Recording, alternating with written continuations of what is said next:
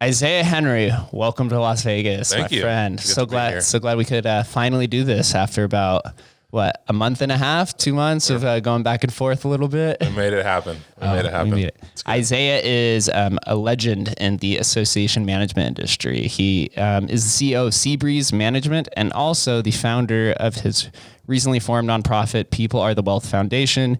Seabreeze serves over 100,000 homes, houses 500 employees and 6 subsidiary companies. Meanwhile, People Are the Wealth Foundation fights social and systemic injustice for marginalized and less fortunate communities. Man with a mission. We got a lot of stuff going on, and it's fun. Right? It's a good time. Yeah. Oh, man. Yeah, you mentioned that when you're driving over here, you were coming from one of your own properties. Yeah. So we had some staff members that I decided to drop off some donuts and just say, hey, it's good to see you guys. Thank you for being the face of Seabreeze. So, yeah, always try to connect with the people that serve our homeowners day in and day out. How long have you been at the helm of Seabreeze? Gosh, so Seabreeze was founded in 1987, and I joined Seabreeze about 8 years ago, and then I bought out the company about 5 years ago. So, wow, congratulations. Thank you. Congratulations. It's been a good ride. It's been a good ride. I'm assuming then it's been quite a journey to get into that position. It has been quite a journey. It's not easy, and while I cut my hair really short, there's a lot of gray hairs popping through because people. But yeah, it's a great industry. Seabreeze is a great company. The people are passionate about what they do, and I feel honored to serve alongside them. In all honesty. So, would you classify associate management industry? I would assume this is something along the lines of a HOA or Correct. Property management. Yeah. Yep. I know there's a lot of differing opinions out there when it comes to HOAs. There And is. in Vegas, HOAs have been growing at large amounts. I'm born and raised out here. I didn't know what a HOA was until maybe 15, 20 years into my life. Yep. Well, the funny story, when I got into the HOA industry, I was living in an HOA, I understood the community. I was renting the home at the time, and I'm interviewing for this job, and I'm sitting down with the team, and they're like, do you know who our company is, or do we know what we do? And I was like, I know a little bit about HOAs. There's like parks and you care for the neighborhood. And then she's like, well, where do you live right now? And I gave her the address, and she's like, oh, you're in one of our managed communities. I was like, oh, I should probably learn up a little bit more about this industry before I sit in front of an interview. But yeah, it's been 15 years now that I've been in the industry. Congratulations. Thanks. I saw online that you were born in Brooklyn, quite a ways away from Las Vegas. Yes. Tell us a little bit about who Isaiah Henry is. Yeah, so I was born to a single mom in New York and kind of migrated west. So my home base is in Orange County, California, so I live in Laguna Niguel. Our corporate office is in Aliso Viejo. I would say my passion has always been serving, whether it be my friends, people in the greater community, and just identifying how to really show love, compassion, care for individuals and each other. And that just kind of pushed me into property management. I don't think that anyone out there working for an HOA management company went to school and was just like, hey, I'm going to do HOAs for the rest of my life, because it's not the most glamorous thing. This morning, I'm like getting a call from a board member that's not very happy. So that's just life. And we talked to him, and we're all good. So yeah, I'd say, my background really is focusing on individuals and connecting with people. And it's been a passion of mine and a fantastic path. And I'd say our company really emulates all of that, and I'm just honored to kind of serve them. That's on the professional and personal side, so we can dig into that a little bit more. Oh, that we will. Yeah. Property management seems to particularly be in the news in the negative light for some reason. I know there are some property management companies that tend to gouge the tenants through various fees, or they're very dismissive of the requests, and whether it comes to like fixing the appliances or working with them because they're going to be late on the rent or whatnot. What separates a good property management company from, we'll just say, an inferior one? Yeah. So it's interesting, the term property management, and obviously the real term is association management, because they're different. And so I find this a lot of times that people, they kind of lob us all together. And in the HOA space, and really in the real estate space, there's so many different verticals. So on the property management side, and what you're referring to, right? A tenant where you're doing in-unit work, you're collecting rent, that's really specific to property management on the rental side. So we manage on the homeowner association side. So everything that we manage is an owners association. And so whether it be a high-rise building, a master plan community, an active adult community, a condo community, we do all that. So all of our clients really are homeowners, so they own their home, and then each of the associations has different responsibilities as far as what they maintain. So some will maintain from the studs all the way out, and some just manage the infrastructure. So you manage the parks and the gates and the valet and all that fun stuff. So each association is unique. To answer your question, I would say what separates a good property management company or an association management company from some of the others that you mentioned. Really, it's about the people that they employ. I mean, at the end of the day, we don't have a tangible product. We're not selling iPhones. We don't have a car to offer you. Really, it's the service that we provide day in and day out. And so I think the organizations that have the ability to attract and retain great talent, give them the tools that they need to be successful, see where they are now and where they want to go. That I have seen as some of the companies that I look at and say, wow, I want to get to that space, and I'm proud that I feel like we're there. But it takes a lot of work because people change, communities change, times change. I mean, we just went through, or in a 2-year pandemic right now. And so adapting as an organization on how to serve each other and serve our clients as well as serve our colleagues, that's what changes consistently. And I think a lot of individuals just get comfortable. And, I always say, some of the owners out there that I see create what I call a lifestyle company, right? So you've got, whether it be 100, 200, 300, 400 people that are all working for one individual so that they can support that individual's lifestyle. And while that is a model and it's successful and you see it in every industry, there's also, I would say, the opposite of that, where you're focusing more on ensuring that you're creating an environment where people feel appreciated, valued, and that you care about their individual success.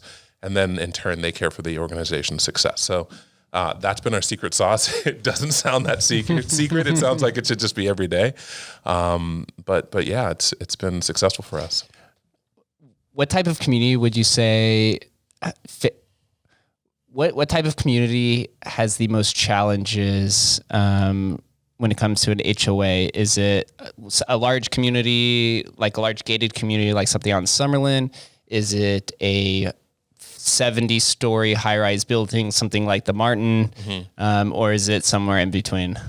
Yeah, so I would say that it's probably, so there's two components. So there's time, right? As a community ages, then there's a lot of preventative maintenance and also reserve work that you need to do within the association. And whenever you have to change piping in an association that touches every single unit, you have an opportunity to really piss people off. Yeah. So that obviously, as communities get older, there's a greater responsibility for the association to manage the infrastructure. So that is a challenge in itself. The second thing I would say is the closer that we get together in these communities is what creates friction, right? So whether it be a high-rise community or a mid-rise product where you've got homes stacked on top of homes and homes around each other, that has the opportunity to have two individuals living next door to each other that don't necessarily live the same, right? Or above and below a unit. And so when you get people closer together, that's when you normally bump into each other. So I would say, age and then also just how close we are together. Yeah. And as the population just grows across the world, we see the growth of high rises and mid rises. And so it seems like there's going to be a larger need for homeowner type associations to come in and assist with some of the middle ground, cleaning the hallways and fixing the piping and whatever the case may be. Yeah. It's interesting to see what happens. There's no HOA here, and there, or at least where I live right now, because it's an apartment complex. But I tend to get in this debate a lot with my friends of when they're going out and looking for homes. Do they want an HOA? Do they not want an HOA? And it seems like most people do not want an HOA, even though that there can be a lot of strengths to having one. Mm-hmm. Why do you think it is that a lot of new, you say homeowners or renters are resistant to associations? I would say it's a couple things. So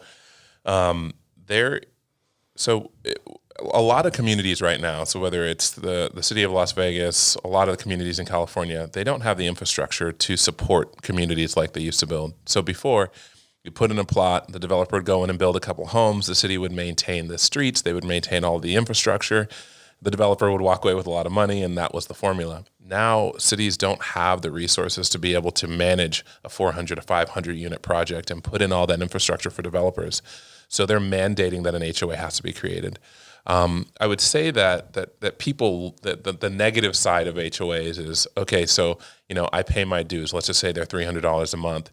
It's not tax deductible. And the only thing that I'm getting for it is possibly a violation letter if I don't bring my trash can in, and all of the other things that you see on the negative aspect of HOAs. And then you get commercials like Progressive that go out there and talk about the board member who goes and makes sure that your hedges are all cut and all that stuff. And that exists, right? The stories that I could tell you when we're not on the podcast, it's just someone needs to write, there needs to be a sitcom. It would literally be the next Office. If you would just call it HOA, everyone would understand it and people would be super fascinated. But what I think people don't understand is that if, let's just say you bought a home here, you worked your entire life to have your dream home, right? You've spent $1 million on this home, you've got your family in this house, and it's not in an HOA. And your next door neighbor, the day after you move in and you do all your upgrades, decides to paint their house pink and park their car in the front yard. Well, if you don't have an HOA, there's nothing that you can do about that, right? The city's not going to get involved because they don't care. And really, it's their property. They're free to do whatever they want. And so what HOAs do on the positive side that a lot of people don't see is really protect the infrastructure, protect, when you drive into that community, it always looks the same and it'll look the same when you sell your home. So it really helps with property values. And so there's benefits there that I think that people don't really understand, that this community didn't just look this way forever. There's a lot that goes on to maintain that. So do you think one of the main reasons to have an association or the reason that they exist is to maintain the property value of each house more so than maybe the integrity of the individuals or the relationships between the neighbors? It's both. It's everything, right? So yes, I would say, and there's been lots of studies done that a home in a HOA, holds its value and the resales are a lot different than a home not in an HOA. It's super desirable. But that helps not only the community as a whole, because HOAs are nonprofit corporations, but it also helps the individual homeowner, right? If you have an issue with your neighbor and you live in an HOA, you can go to a third party and say, hey, I need some help.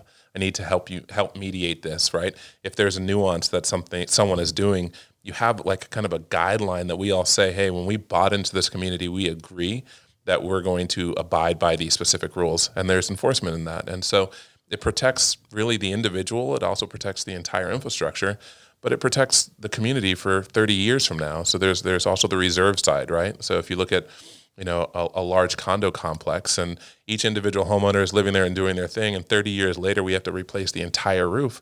Well, the HOA is responsible for that, and they take care of that, and they because they've been collecting reserves for those last 30 years. That makes sense. It's unfortunate though that as humans we'll tend to nitpick things the longer that they exist, right? Totally. So the hedge bush is only cut at a 88-degree angle and not a 90. So I'm going to call the association on them and start becoming annoyance.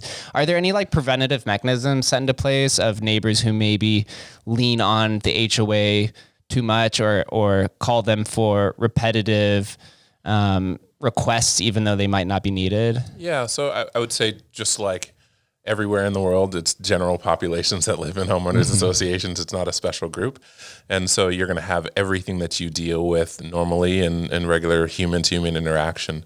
So there are going to be those individuals that will call and reach out. I would say a good management company, the first thing they're going to do is bring the humanity aspect back in and say, hey, have you talked to your neighbor? Have you had a conversation with that individual to try to keep homeowners together and not feel like there has to be this big bad HOA, which we already have the perception of being? And so, a good HOA, and realistically, there's a lot of things that we can't do, right? Unless you're breaking a specific nuisance. So let's just say I live in the unit above you here. You're smoking on your patio, and I'm allergic to smoke, and the rules say that you can't smoke on your patio, right? So that's a nuisance. The HOA could get involved, but a great management company will say, hey, have you gone downstairs and talked to Jake? Had you had a conversation with him? And if the answer is yes and he doesn't care, then that's when the HOA gets involved. But we do try to push homeowners together because we want them to have that relationship, because at the end of the day, we're just enforcing the rules of the greater association. It's unfortunate. My last place that I lived in, we didn't have an HOA, but I lived in an apartment, and my neighbor was excruciatingly loud, which was one of the reasons why I ended up leaving. Mm-hmm. And I tried multiple times to go to her door and knock, and I ended up getting a call on me saying that I was being threatening, even though she never answered the door. So it's like that humanity.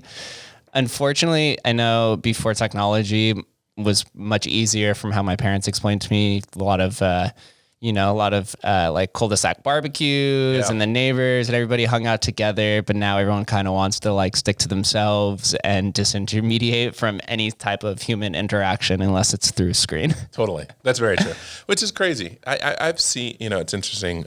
You see more, so we offer lots of technology so that you don't have to come into our office. You don't have to pick up the phone, but we see people still picking up the phone. I thought when grocery stores came out with delivery, I was like, oh my gosh, no one's ever going to go to a grocery store again. But people are still in the aisles because they want to shop. They want to have that interaction. So it'll be interesting to see in the future with this next generation that it's grown up so much in the digital age, if they really are like, we don't need the world. We're good.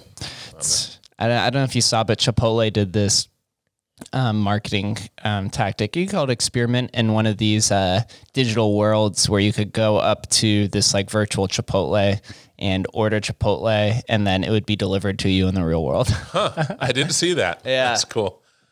So we're moving into this like digital age. It'll be very interesting. But for now, we're here in this physical world. Yes. Outside of maintaining the individual units' property value, a lot of these communities have these like gyms and the clubhouse. Are the associations responsible for maintaining those community, I would say call them community units? Yeah. So common area would include clubhouses, pools, all the amenities. So those are all amenities that you're listing.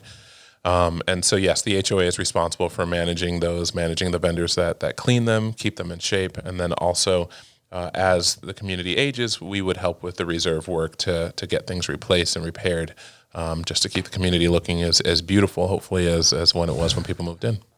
Through this conversation, you brought something up that I hadn't realized, is that the importance of these the association management companies is more so assisting the city's level of maintenance and upkeep than it is having some sort of like proprietary value for the communities themselves. As we know, we like to use our local municipalities as scapegoats for all of the things that are going wrong. Yeah. And so it's kind of like bringing in the like privatization of these different communities so that they can keep the streets swept and maintained and keep a little bit of ordinance, and then take some of that responsibility or the excess capital or whatever political reason you have for that reason, or that you want to think about. It's unique. I never thought of it in that perspective. Yeah, there's some communities in Northern California and Southern California that have literally forced the developer, just because they were building such large communities, to take the entire infrastructure. So not just the streets and not just the common area, but even the transportation authorities to get to tie into the public transportation system. So they're saying, hey, you need to create a transportation authority within the association, and you need to charge for that and have that plug into the city, because the city doesn't even have the funds to have the infrastructure taxed to get a bus out or a subway out to those locations. And so I would say in the future, you're going to see a lot more of that, because I don't see our city budgets changing, even though we pay more and more taxes. So I would say you're going to see a lot more that's being pushed into the associations. But then also it's these board members are ultimately in charge. And so I think, if I can plug anything, is if you are a homeowner in one of these communities and you're involved and you love where you live, get on the board, get on a committee, get involved, because you do have a say. And ultimately, these individuals are really pointing the trajectory of your association and your brand. So, yeah. So these association management companies are even being pushed to maintain the transportation. Are there any other responsibilities on the horizon that you see going to be swept up into just the overall responsibility bucket of these associations? I don't know. I don't know. Legislation changes regularly, and I would say developers get creative and they want to build a unique brand, and so we're just always fascinated to see what the negotiations were that a developer had, and then how we can help them actually put some budgets in place and get individuals there. And some of the communities that here in Summerlin, for instance, I remember driving the communities, or when they didn't even have barely any streets and there's just mounds, and now get to drive through and see kids on their bike and people playing in the park and think, man, I was just here 3 years ago and there was nothing. We're standing out in the middle of nowhere. So it's really cool to see these communities come to life.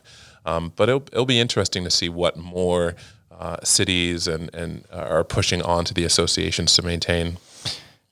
You're going to have to end up creating your own boring company like Elon Musk and start digging transportation under the ground. I don't know about that. It's like maybe a little bit of brain cells that are lost somewhere. So let's go on the B2B side. On the back end, is it generally the community or building developers reach out to an association management company to work with, or is there some sort of like contraction that happens? Yeah. So, yes. And there's also kind of what we call takeover business. So, when a developer builds an association, they create the nonprofit corporation. You'll have, developer employees that will sit on that board and represent the developer to manage the association. As homeowners move in, they'll start to take those seats of the developers until the developer is completely sold out, and then it will be a homeowner-controlled board, which will be anywhere from 3, 5, or 7 board members, or anything in between there. And so what happens is, the developer a lot of time will say, hey, you wrote the budgets for the association, so you understand how it works, you understand the nuances. We would love to have you manage the infrastructure, and then the management company that did the budgets will also get the management contract. And then also homeowners will get on the board, and they will feel like their management company is a little complacent. They feel like they're not they basically focus on what the needs of the homeowners are.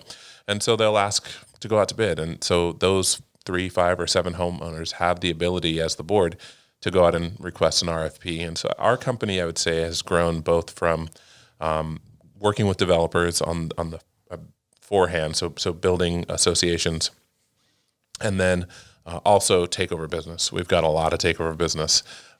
Some communities here in Vegas have been takeover associations, which have been great. We've had fantastic partnerships we've got some fantastic board members, and our colleagues and staff, team members are just some of the best in the industry. So yeah, I would say both sides.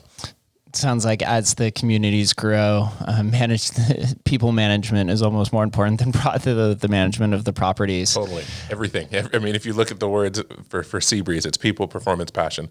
People are everything. Yeah. So whether they're the people in our organization, the people in the communities in which we serve, yeah.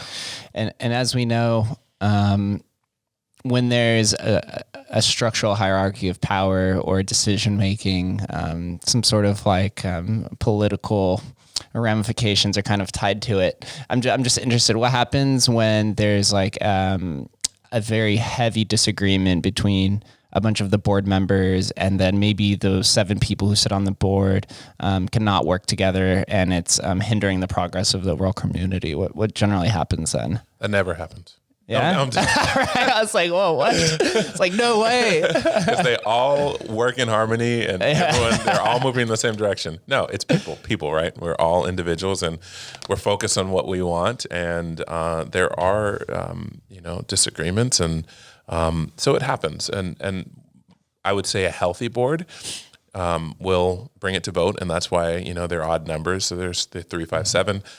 So a healthy board will say, I might have not agreed with the decision to change the towel colors, but I was outvoted, and therefore I'm going to support the majority because we operate as one unit, as the board. Other boards that may not necessarily, are in that much of a healthy mindset will take off their board member hat, and in their mind they've got a virtual homeowner hat, and they'll put it on, and they might go and campaign for why they voted against something else. But you have those clashes. The great thing about Nevada is you've got the ombudsman's office and you've got a licensing program here where it's heavily regulated. And so board members are held to a higher standard. Management companies are held to a higher standard. So there's definitely protections that you have in place here in Nevada that we don't see in some other states in the United States. Would you say that's the largest difference between operating homeowner associations between Nevada and California, is that there's more protections here in Nevada? Yeah, you do have a lot more. I mean, managers need to be licensed. You can lose that license, right? And so managers hold that to an extremely high standard. While in California, we do have CAI and CACM, and we do have kind of groups that are created. It's obviously different because it's not a government agency. So I would say, and then also for board members, right? So a board member on the board has to sign documents, and they can be held accountable to the decisions that they're making, where we don't necessarily see so much regulation in California yet.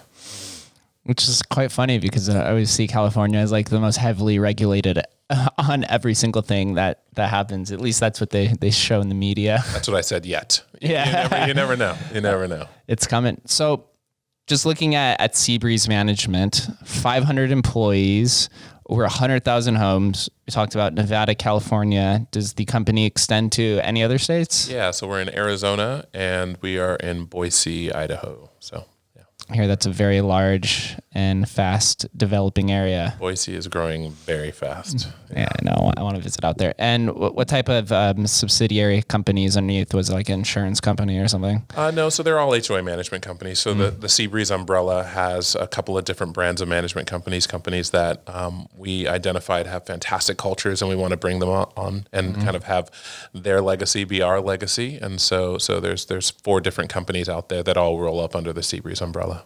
Oh, that's great. It's like just like an acquisition. It is. Yeah, we've done a couple of those.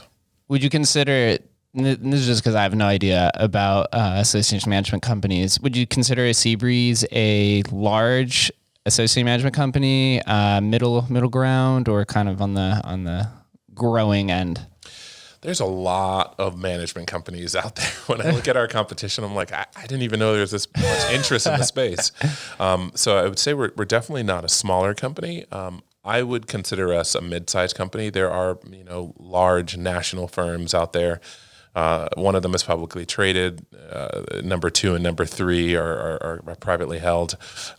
So those I would consider as the big dogs in the space. And a lot of the companies that I've known for years have been acquired by those firms.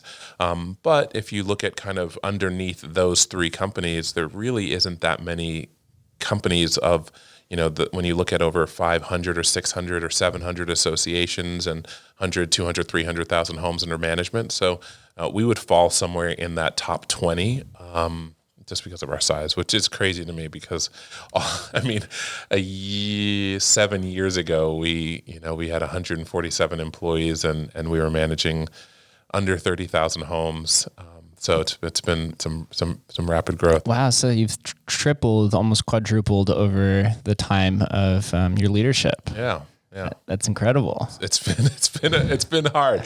Well, but it's been a lot of fun. What would you say personally was your largest hurdle to overcome during your 7 years of leadership, or maybe an obstacle that presented itself that you hadn't foreshadowed for? Yeah. So I would say personally, I would say the last 5 years in particular, I have done a lot of self-work. So really I'm big on mental health. So working with a therapist, really identifying who you are, why you're driven, what you want to get out of this world and what you want to give to this world.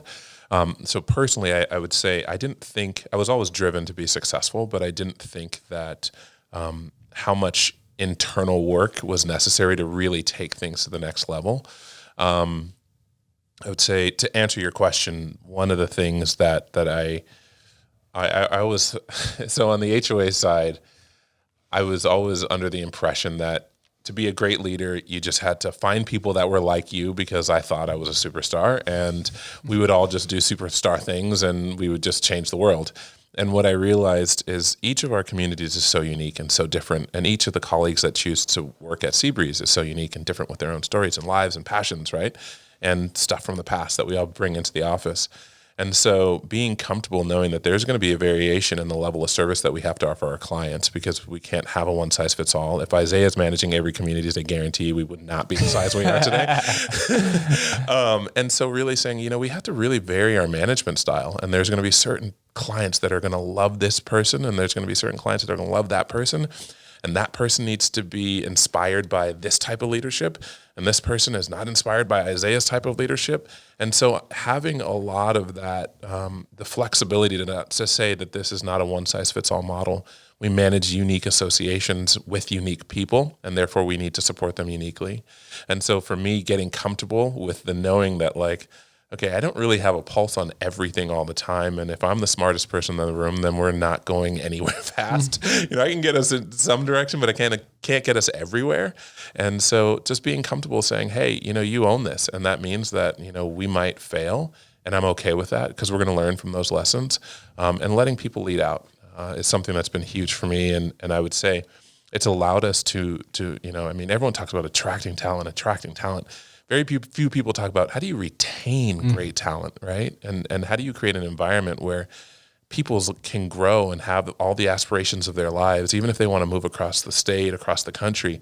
How do you have an organization that wraps around that and says, hey, for us, we've got 500 and some people. If those 500 people were to leave Seabreeze tomorrow, we would be a completely different company. It's not like the company stands alone without them.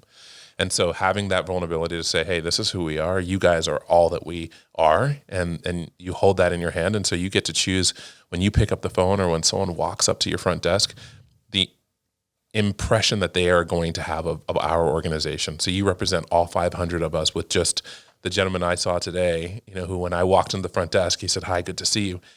That's the face of all 500 of us in every moment. And so adopting a few of the Steve Jobs properties. He's kind of been a pioneer in that. Yes. Never want to be the smartest person in the room and have a heavy amount of focus on the company culture itself. Totally. That's with growing amount of tech companies that we see, everyone's trying to grow internally. Mm-hmm. That's you want to encourage the employees that they have a purpose in the community and that they're not just like a plug and play position, which, most positions kind of can be, but you want to give the impression that there can be a level of advancement in career opportunities in the future, as long as you just position yourself accordingly and give it all you have. And more often than not, those people tend to prove themselves. Totally. And I would say even more than the impression, ultimately it is, right?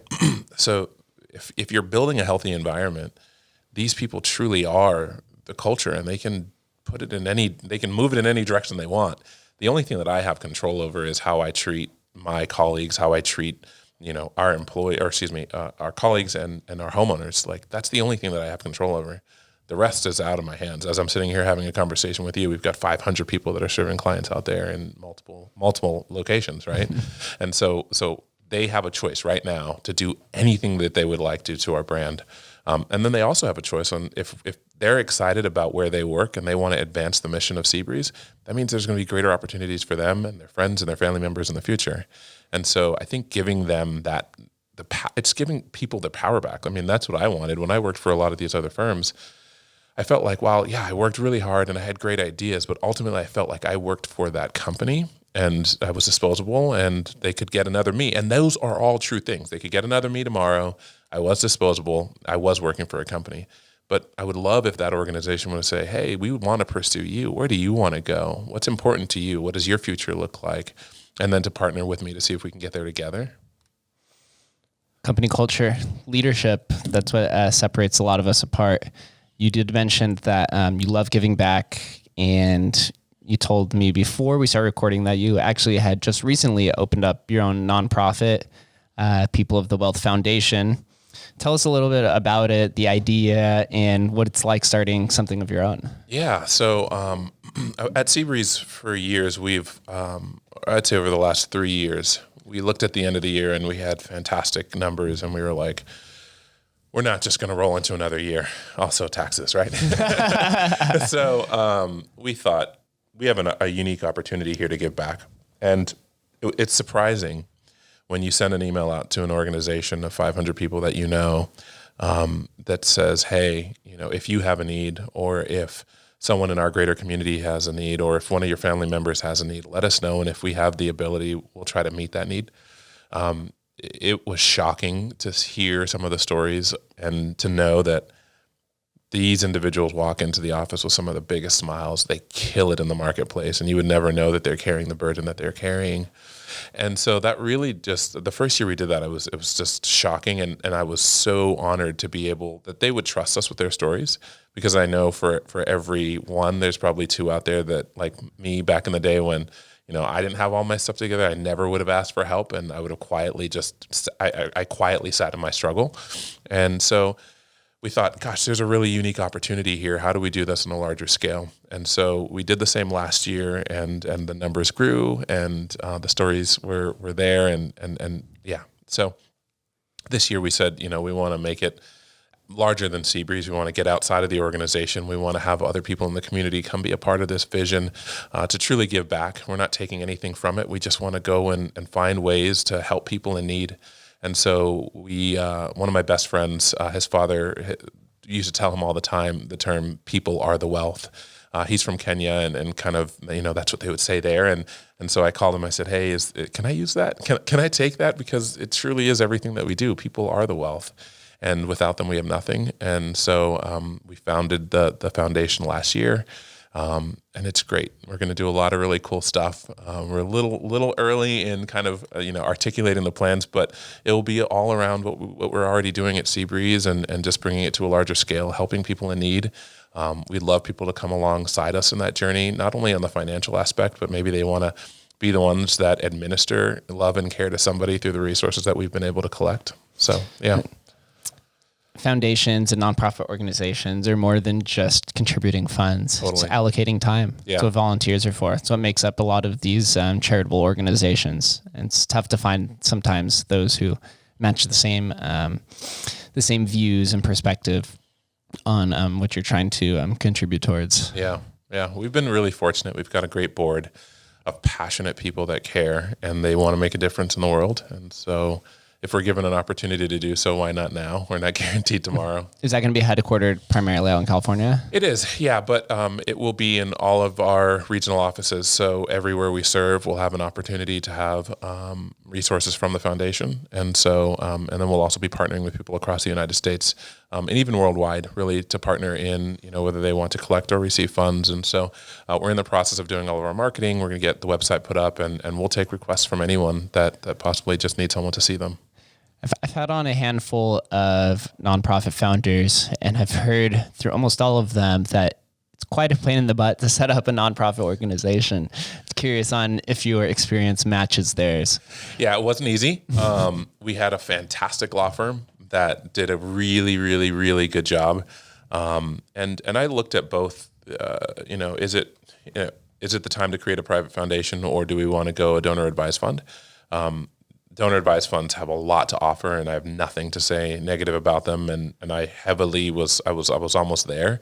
But the reason we created a foundation is because we're looking at the future. It's not about what we have now. It's not about the resources that we have now. And yeah, it's going to take some time and money and effort, and there's a lot more red tape to go through. But we're confident that we're going to be on this path for a long time. We want the foundation to outlive Seabreeze. I want it to outlive me. And so, there's a passion for the future, and so we were comfortable going through the red tape and we'll comply to ensure that we've got something that really lives on and can be a larger benefit than the organization even is. Through this conversation and through the little bit of time we talked before, you seem to be somebody who's contemplates the future a lot, whether it's through your own leadership in the direction of people you're leading, or kind of like where we're headed. Outside of both of these things that we've discussed, is there anything else in the future that you're excited for, or things that you speculate on? On the HOA side, personally? Just personally, yeah. Just out here in life, yeah. Yeah. So when I set out this year in 2022, my goal was I want to be comfortable in my own skin in every room that I walked into. And it's interesting because you see people some of them, they have the best confidence, and, they can stand in front of a room and talk to thousands and thousands of people. And, and then you get them and you have a conversation with them one-on-one. It's like, whoa, it's like, wow, that's different. How are you able to do that and to do this and to struggle in this zone? And I think, we all have our own journeys. We've all come from different places. And so for me personally, it's to ensure that I can be just authentically me everywhere. And that's a tall order. It's a daunting task. Yeah. And to not feel like you have to show up and perform, and not feel like I need to say these things, and I need to make sure I plug this, and I need to make, it's like, I'm going to show up. And so that's my jam. And really everything that I do, whether it's working out, and I wake up in the morning and I'm doing my affirmations, it's focusing on just specifically that, because everything else will flow from that, right? If I can sit in front of an employee that's having a hard time, or an employee that might not necessarily be, meeting the needs of their clients, and I can have an honest conversation with them, and they can see that I'm just a human being that's just showing them, hey, this is what's been exposed. That will change everything. And so that's professionally, that's personally, that's who I want to be in the future. So yeah, it seems so complex, but it's really simple. Where to exude confidence, I've noticed that it generally just comes down to doing things just for your own personal gain, or just for your own personal benefit, I should say. Like if you're going to speak to a large audience, I guarantee you're not going to get 100% receptive rate. If so, maybe you might be speaking to the tune of the crowd and not yourself. So you just have to go in and say like, hey, I'm going to speak to 100 people. I'm going to improve on my charismatic skills in front of a crowd. I'll practice these 3 things that I want to get better at. And then afterwards, whoever comes up and identifies with everything that I said and likes it, then I'll make some friends out of it. Totally. But you can never satisfy the entire room, whether it's in public or something like an Instagram post or a tweet. And once you start... once you become captivated by those like negative comments, the people tend to get really stuck and focused on it. Yep. We see this happen a lot with people, even like Joe Rogan and some of these famous podcasters. They'll see floods of positive comments, and then you go in the YouTube section, you see that one negative comment, and you get stuck and fixated on it. And sometimes it's a bottomless pit that you can't pull yourself out of. Yeah, I would say that's everywhere, right? So even last night, so I sat with our team, the Las Vegas team, and we had 20 some people. They're all sitting at the table, and like I said, I remember being here when we were trying to get our 3rd employee, and so I spend the majority of my time at the corporate office dealing with the fires, right? So we've got an issue here. We've got to make sure a client knows that we value and love and care for them. We've got an employee or colleague issue. We just switched from the word employee to colleague, so that's why you'll see I'll go back and forth. I'm almost there. I like that transition. Yeah. It's more approachable. Totally. It's like we're all in this thing together. And so for me, I spend a lot of time, whether you're in the numbers or something pops up, and it's like, gosh, you walk into these executive meetings and we spend 2 hours, okay, we're playing the game of chess. We've got to move this person over here. This is working, da-da-da-da.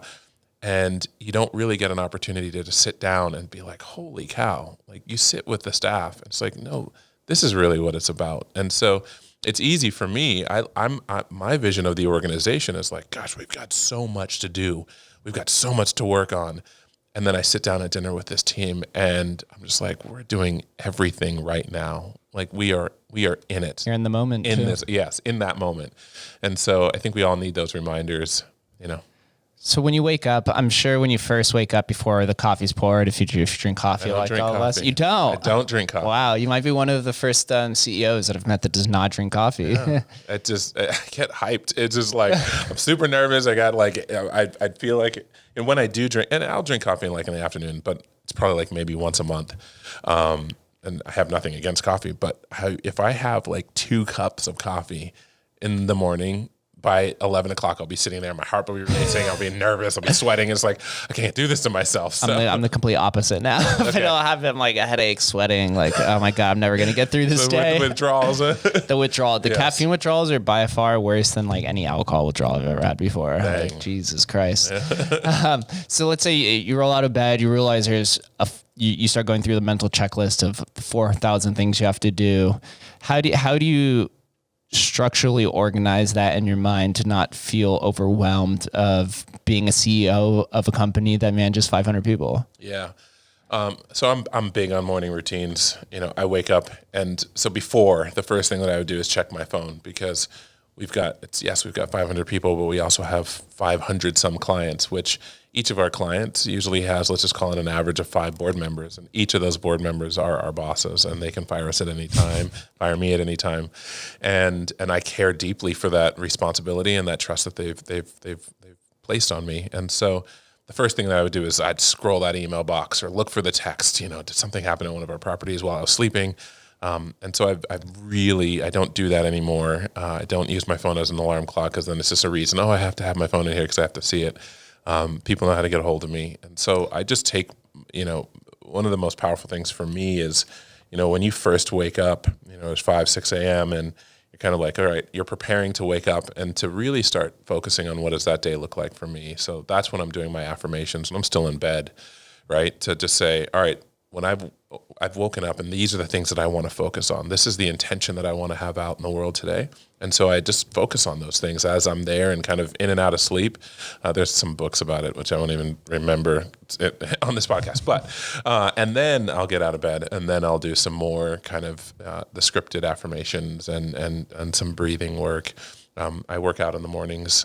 I have to. And so after I do the affirmations and prepare myself, then I'll jump into the email and identify if anything is critical. Then I'll put it away.